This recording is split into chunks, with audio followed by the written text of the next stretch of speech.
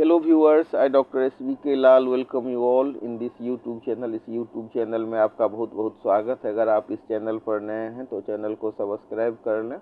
आज का video circulatory system पर है। सर्कुलेटरी सिस्टम को हम कार्डियोवैस्कुलर सिस्टम भी कहते हैं। Circulatory system is also called cardiovascular system.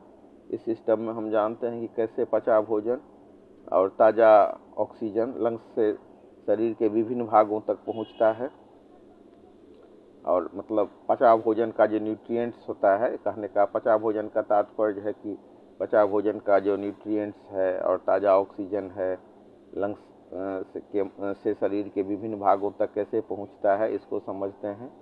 तो ब्लड पूरे शरीर में दौड़ता है और पूरे शरीर में पोषक पदार्थ को पहुंचाता है और अपव्यय पदार्थों को शरीर के अन्य भाग से लाता है, ढोता है। तो ये सारे कार्य शरीर के अंगों के एक तंत्र द्वारा होता है जिसे हम परिसंचरण तंत्र कहते हैं। तो हम बोल सकते हैं carrying fresh nourishment and bringing back waste products is being done by a system of organs which constitute the circulatory system.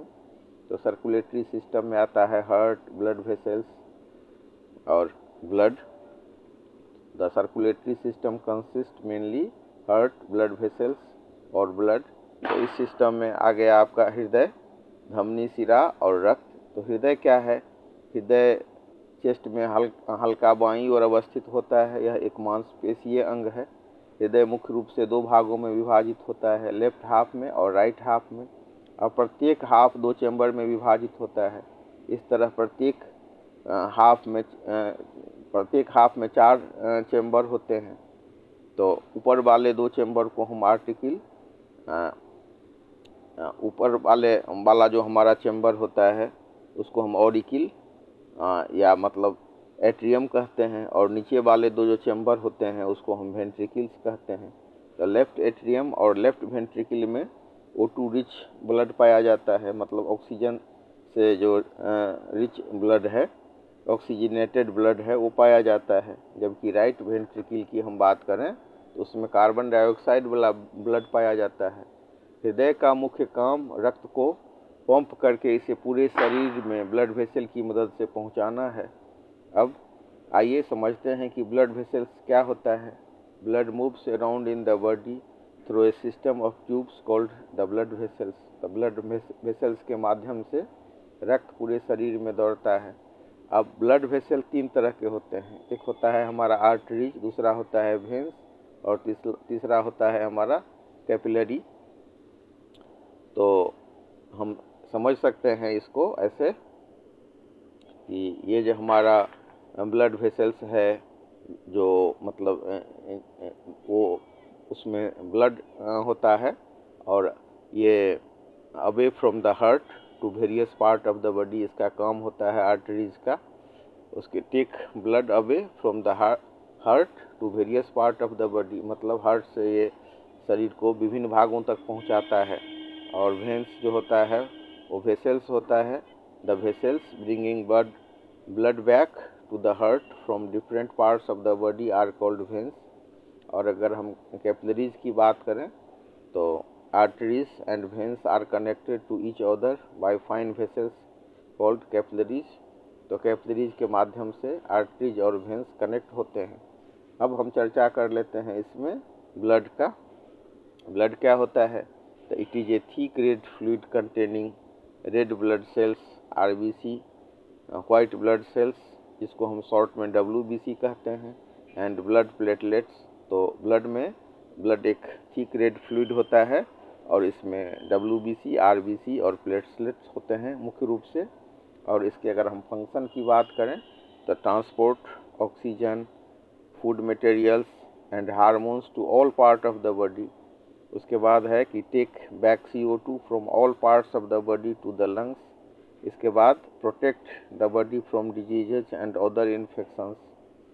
उसके बाद help to maintain the body at a constant temperature. तो शरीर के तापक्रम को नियंत्रित रखने में भी ब्लड मदद करता है। तो इस तरह से हम समझ सकते हैं कि ह्यूमन सर्कुलेटरी सिस्टम में मुख्य रूप से चार अंग इन्वॉल्व होते हैं। यह है हार्ट, आर्टरीज, वेन्स और कैपिलरीज। ऊपर वाला दो चैम्बर जो होता है उसको हम एट्रिया कहते हैं। नीचे वाला 2 चैम्बर होता है वो वेंट्रिकल्स होता है।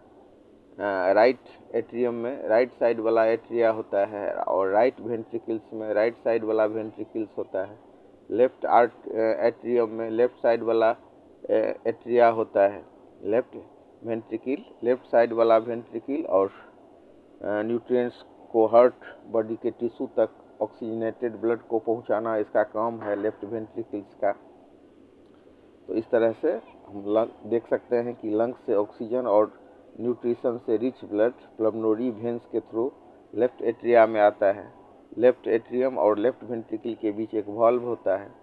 कैपिलरी के एक तरफ आर्टरीज होता है और दूसरी तरफ वेन्स होता है।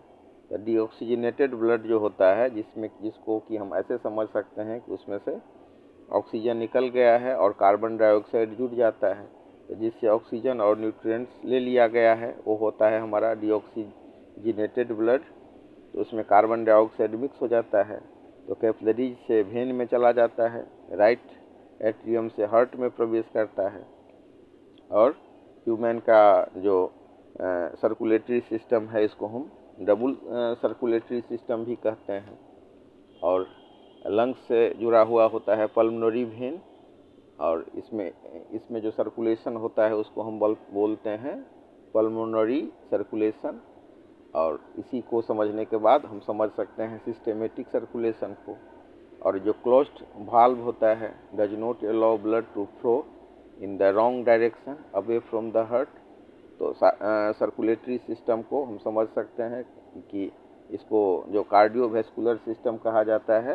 तो कार्डियो का होता है हार्ट और तो हम देख सकते हैं कि सर्कुलेटरी सिस्टम को कार्डियोवैस्कुलर सिस्टम भी कहते हैं। अब क्यों कहते हैं ऐसा? इसलिए कहते हैं कि कार्डियो का अर्थ होता है हार्ट और वेस्कुलर का होता है ब्लड वेसल्स। और इसी तरह से हम अगर वाल्व की बात करें तो हार्ट में 4 वाल्व होते हैं। Pulmonary valve,